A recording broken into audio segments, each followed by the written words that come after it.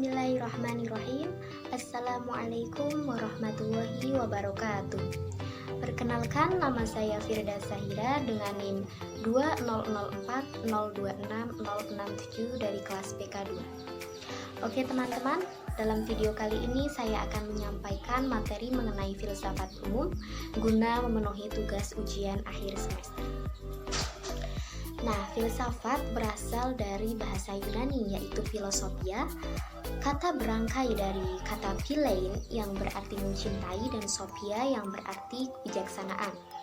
Filosofia berarti cinta atau kebijaksanaan. Nah, pada kesempatan kali ini kita akan sedikit membahas mengenai 6 macam filsafat di dunia ini. Yang pertama yaitu ada filsafat Yunani kuno, filsafat Helenisme Romawi, filsafat India, filsafat Stoicisme, filsafat Cina, dan yang keenam yaitu filsafat Nusantara. Oke, mari kita bahas satu persatu. Oke, yang pertama ada filsafat Yunani kuno. Zaman Yunani terbagi menjadi 2 periode, yaitu periode Yunani kuno dan periode Yunani klasik.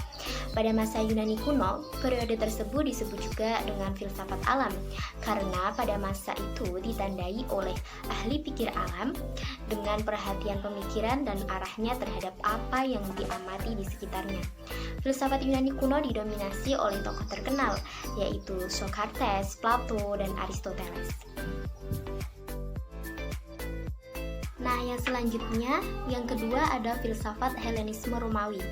Fase Helenisme Romawi ialah fase yang datang sesudah fase Helenisme dan meliputi semua pemikiran filsafat yang ada pada kerajaan Romawi yang ikut serta membicarakan peninggalan pikiran Yunani, antara lain pemikiran Romawi di barat dan di timur yang ada di Mesir dan di Syria.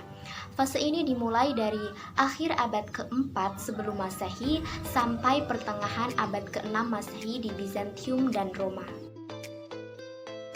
Yang ketiga ada filsafat India. Di dalam perspektif filsafat India, manusia dipandang sebagai bentuk oleh lapisan-lapisan. India telah mampu membangun peradaban dunia yang khas dan unik sejak zaman dahulu kala hingga sekarang. Di India, nilai-nilai spiritual menjadi hal yang paling mendasar. Banyak kesalahpahaman terjadi di dalam memandang filsafat India sebagai bukan filsafat di dalam pengertian barat. Filsafat India sering dikaitkan dengan mistik tanpa adanya logika, berdasarkan intuisi supernatural, hanya filsafat pemujaan sakti, yaitu kekuatan dewi di dalam energi.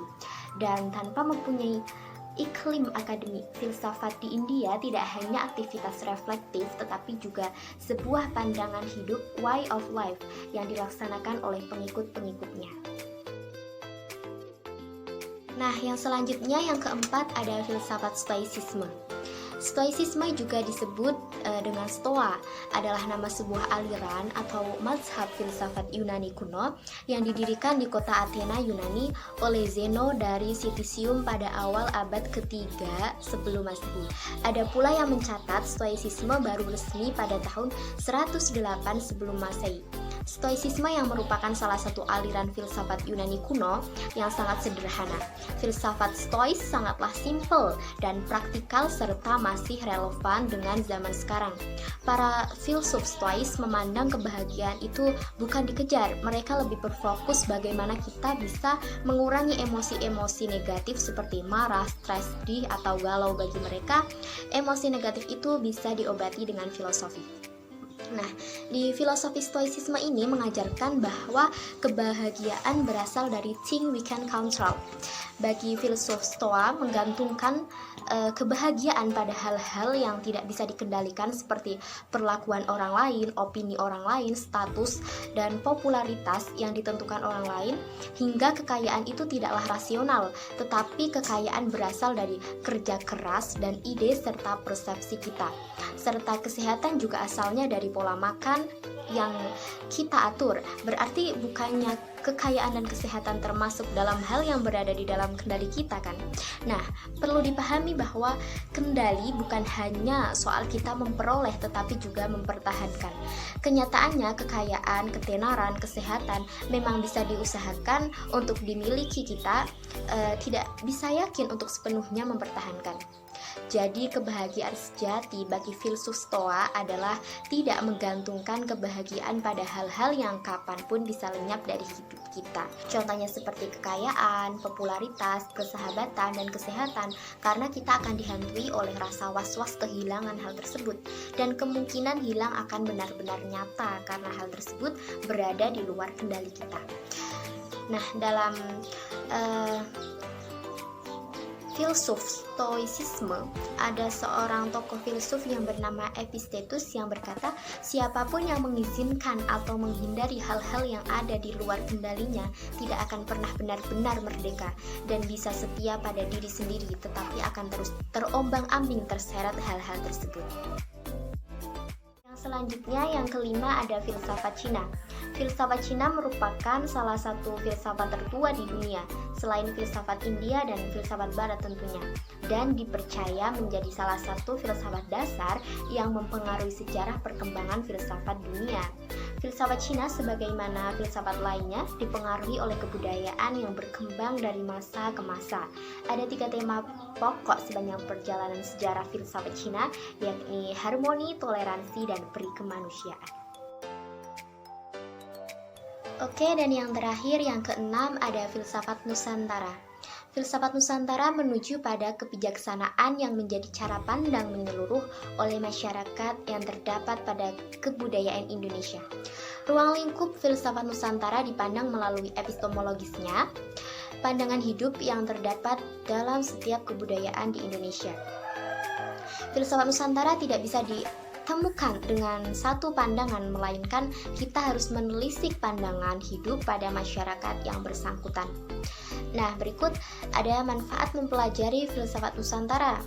Ilmu filsafat sangatlah penting, bahkan tidak akan ada ilmu-ilmu seperti ilmu matematika, ilmu geografi, dan ilmu-ilmu lainnya tanpa ada filsafat, karena dengan berfilsafatlah lahirlah ilmu-ilmu baru. Begitupun dengan mempelajari filsafat Nusantara.